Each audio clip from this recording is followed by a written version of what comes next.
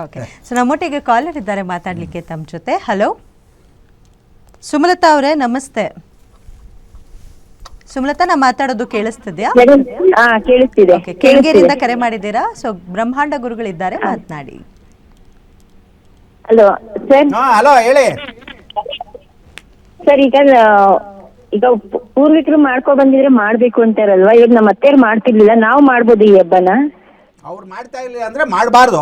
ನೀವು ಮಾಡಿದ್ರೆ ಅವಳೇನು ಬೇಡ ಅನ್ನಲ್ಲ. ಆದರೆ ನಿಮ್ಗಳಲ್ಲಿ ಈಗ ಸ್ಟಾರ್ಟ್ ಹೊಸದಾಗಿ ಮಾಡ್ಕೋಬೇಕು ಅಂದರೆ ನೀವೇನು ಮಾಡಬೇಕಮ್ಮ, ತೆಂಗಿನಕಾಯಿ ಇಲ್ಲದೆ ಅಂದರೆ ಬರೀ ಪಂಚವಾಳೆಯನ್ನು ಇಡ್ತಕ್ಕಂಥದ್ದು, ಒಂದು ತಂಬಿಗೆಯಲ್ಲಿ 5 ವೀಳ್ಯದೆಲೆ ಇಡೋದು. 5 ವೀಳ್ಯದೆಲೆ ಜೊತೆಗೆ ಒಂದೆರಡು ಮಾವಿನ ಸೊಪ್ಪನ್ನು ಒಂದೆರಡು ಕುಚ್ಚಿಟ್ಬಿಟ್ಟು ನಮಸ್ಕಾರ ಮಾಡ್ಕೊಂಡು ಅಷ್ಟು ಮಾತ್ರ ಇಡ್ಬೋದು. ಅದರಲ್ಲಿ ಮುಕ್ಕಾಲು ನೀರು ಹಾಕಿ ಅದರಲ್ಲಿ ಗೋಡಂಬಿ, ದ್ರಾಕ್ಷಿ ತಿನ್ನೋ ಪದಾರ್ಥ ಎಲ್ಲ ಹಾಕೋದು. ನಿಮ್ಮ ಮನೇಲಿ ಅಕಸ್ಮಾತ್ ಒಡವೆಗಳೇನಾದರೂ ಇದೆ, ನಿಂದೊಂದು ಒಡವೆ, ಯಜಮಾನ್ರದ್ದೊಂದು ಒಡವೆ, ತೊಳೆದ್ಬಿಟ್ಟು ಚೆನ್ನಾಗಿ ಮಕ್ಕಳದ್ದು ಏನಾದ್ರು ಒಡವೆ ಇದ್ರೆ ಹಾಕಿದ್ರೆ ಅದು. ಯಾಕಂದರೆ ಕಲಶ ವಿಸರ್ಜನೆ ಮಾಡಿದ ಮೇಲೆ ಆ ನೀರನ್ನ ಮನೆಗೆಲ್ಲ ಪ್ರೋಕ್ಷಣೆ ಮಾಡಿ ತೀರ್ಥ ಕುಡಿದ ಮೇಲೆ ಆ ಒಡವೆಗಳನ್ನ ನೀವು ಧರಿಸ್ಬೋದು ಮತ್ತೆ ವಾಪಸ್ಸು. ಆವಾಗ ಲಕ್ಷ್ಮಿ ಆಹ್ವಾನ ಆಗ್ತಾಳೆ. ಕಾಯಿಗಳು ಮಾತ್ರ ಇಡಬಾರ್ದು. ಹೊಸದಾಗಿ ಮಾಡೋ ಹಾಗಿದ್ರೆ ವ್ರತ ಮಾಡೋಂಗಿಲ್ಲ, ಪೂಜೆ ಮಾಡ್ಬೋದು. ಪೂಜೆ ಮಾಡಿದ್ರೆ ಅವಳೇನು ಬೇಜಾರು ಮಾಡ್ಕೊಳ್ಳಲ್ಲ.